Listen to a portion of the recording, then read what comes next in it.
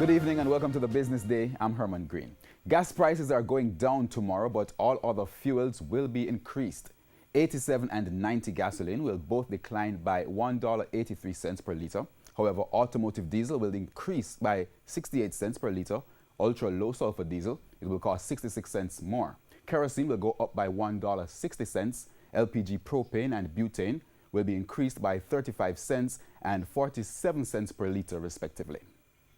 In currency trading, it ended today with the US dollar selling for $134.70. The Canadian dollar sold for $103.45. The pound sterling is going for $174.24.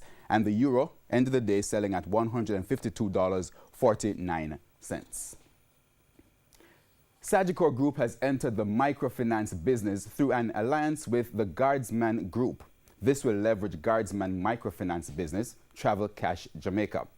The alliance has established a new company in which Sagicor owns 51% and Guardsman the remaining 49%. Sagicor President and CEO Chris Zaka says this will further help his company achieve its goal of financial inclusion for all Jamaicans.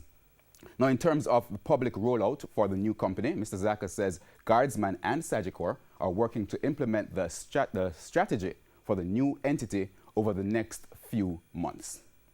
In today's trading session, the JSE index advanced by 512 points to close at 369,586 points.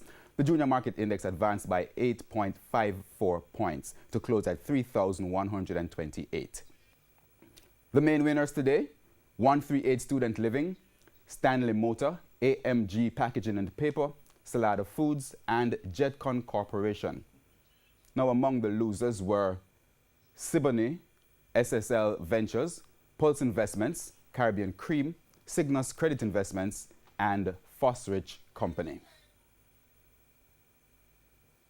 And that's the Business Day. I'm Herman Green. Good evening.